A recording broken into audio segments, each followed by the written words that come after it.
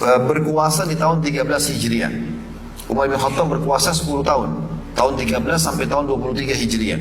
Di tahun 13 Hijriah ini teman-teman, beliau mengatur penataan pemerintahannya. Mulailah memilih-milih orang yang akan jadi gubernur. Dikirimlah ke negeri ini gubernur. Sahabat-sahabat yang sangat zuhud, ya.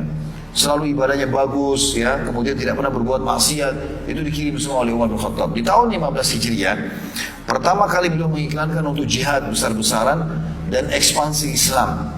Tepatnya menuju ke negeri Syam. Jadi tadi saya bilang kalau misalnya ini adalah Jazirah Arab, maka negeri Syam ada di utara Jazirah Arab.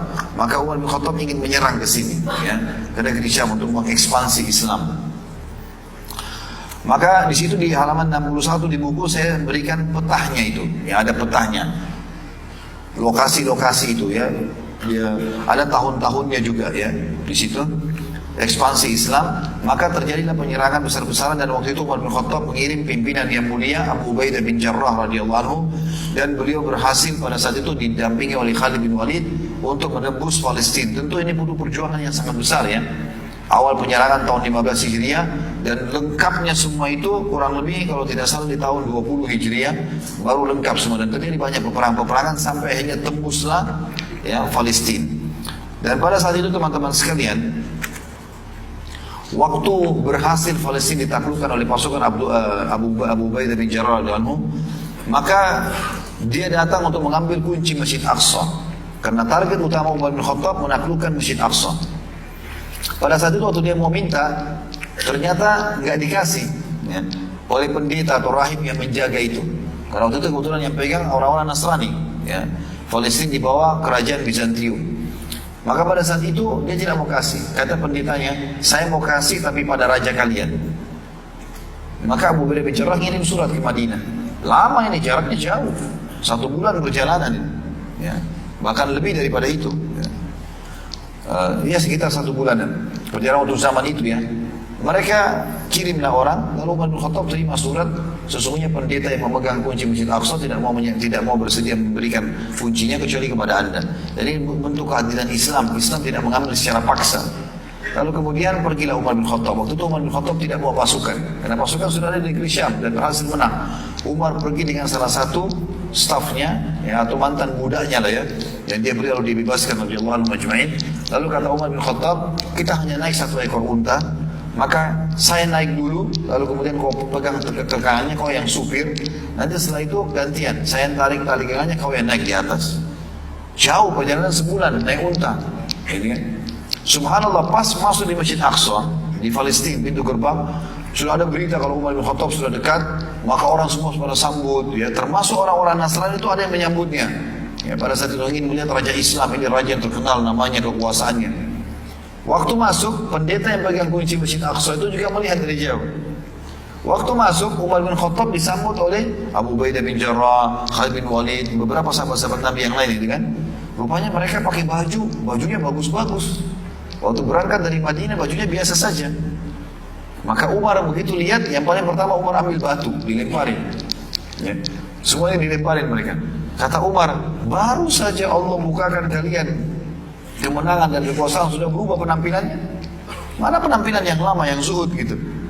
Maka mereka mengatakan, wahai Amir Mu'minin, kalau kami tidak pakai baju seperti ini, mereka tidak memuliakan Islam. Maka kami pakai bukan karena kesombongan. Setelah dengar penjelasan, baru Umar bin Khattab membiarkan. Lalu Umar kembali, kebetulan untuk masuk di Masjid Aqsa itu, atau masjid dimasuk di gerbang Palestina. Kebetulan gilirannya Umar yang pegang tali kekangan, budaknya Umar ada di atas. Maka si pendeta yang pegang kuncinya bilang, mana raja kalian? Kata mereka, itu yang sedang masuk. Apakah dia yang di atas unta atau di bawah unta? Kata mereka, yang di bawah, yang lagi pegang tali kekangan itu. Kata pendetanya, kenapa bisa begitu? Dia bilang, karena Umar membawa, dan siapa yang ada di atas? Kata dia, itu budaknya. Kok bisa seperti itu? Umar pergi dengan 1 ekor unta, lalu kemudian dia sudah janjian sama budaknya, sekali perjalanan dia di atas, sekali perjalanan budaknya di atas. Kata pendeta tersebut kalimat yang terukir dalam buku sejarah Islam, inilah orang yang disebutkan dalam Injil akan memegang kunci Aqsa. Subhanallah, ya, itu bahasa luar biasa. Maka akhirnya diberikanlah kunci pada saat itu kepada Umar radhiyallahu anhu. Jadi pada saat itu terjadi teman-teman di tahun 15 Hijriah dan itu tepatnya terjadi di tahun Masehinya 636 Masehi. Ya. Umar bin Khattab akhirnya membangun Masjid Jami' Qibli. Jadi masjid yang ada di gambar di buku antum ini itu ada di paling depan Masjid Jami' Qibli, itulah masjidnya. Nah, yang dibangun oleh Umar bin Khattab, tapi awalnya masih lebih sederhana. Setelah itu baru dikembangkan tentu oleh beberapa orang. Kemudian mewasiatkan kepada muslimin agar merawat dan menjaga serta tidak membiarkan setelah hari itu jatuh ke tangan selain muslimin. Itu wasiat Umar bin Khattab tertulis. Pada tahun 66 Hijriah, tentu Umar bin Khattab meninggal tahun 23. Lalu kemudian Khulafaur Rasyidin berakhir, meninggalnya Ali bin Abi Thalib di tahun 40 Hijriah, berdiri dinasti Umayyah pertama tahun 40 sampai dinasti pertama dalam Islam namanya Umayyah dari tahun 40 sampai 132 Hijriah. Di tengah-tengah masa kejayaan khilafah Umayyah ini, itu di tahun 66 ada seorang khalifah bernama Abdul Malik bin Marwan. Orang ini membangun Masjid Aqsa dengan permanen, dibangunkan lebih rapi, lebih besar, ditaruh ornamen-ornamen banyak sekali. Dan sampai hari ini peninggalan dia masih ada, khalifah ini. Dia bangun dengan permanen dan dilanjutkan oleh anaknya Al-Walid Ibn Abdul Malik rahimahumullah. Setelah merenovasi Masjid Aqsa, ia membangun sebuah kubah yang berwarna emas dan memang dilapis dengan emas dengan tujuan melindungi batu pijakan Nabi SAW waktu Mi'raj ke langit, yang dikenal dengan Qubbatus Sakhra, sekitar 100 meter dari Masjid Qibli, gitu kan.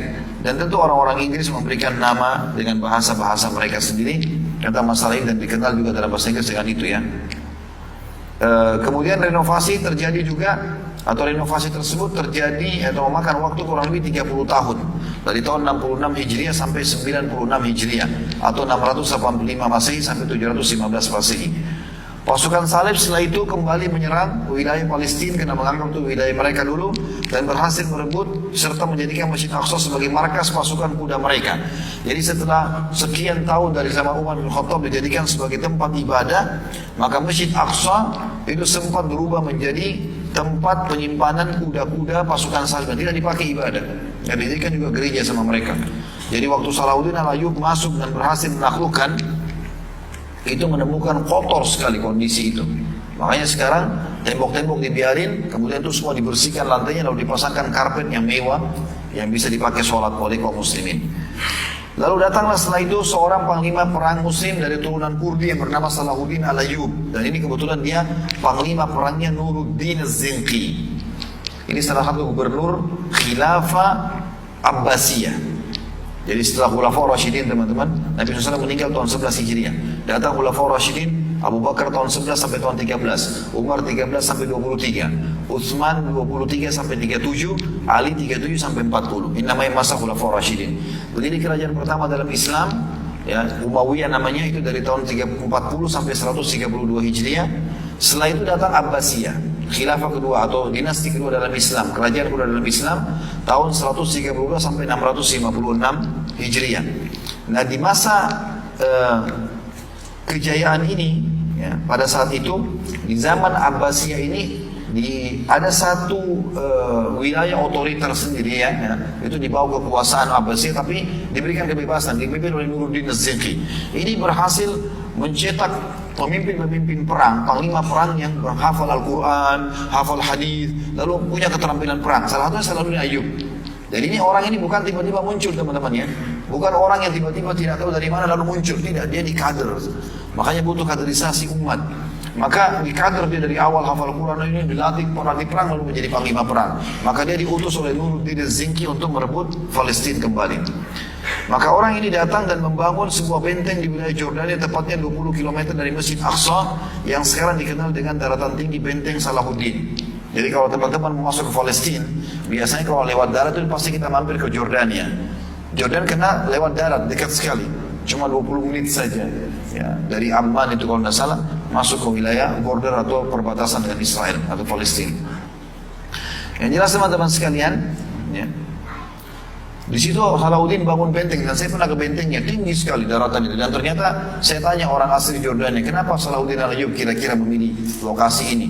Waktu itu kebetulan kami pergi di bulan Desember, itu dingin sekali tempat itu sangat tinggi dan bentengnya kokoh gitu. Dia bilang karena dari sini coba perhatikan Khalid, lihat baik-baik. Dari sini itu Jordania, kalau kau perhatikan dari atas benteng ini kamu akan bisa lihat Masjid Aqsa.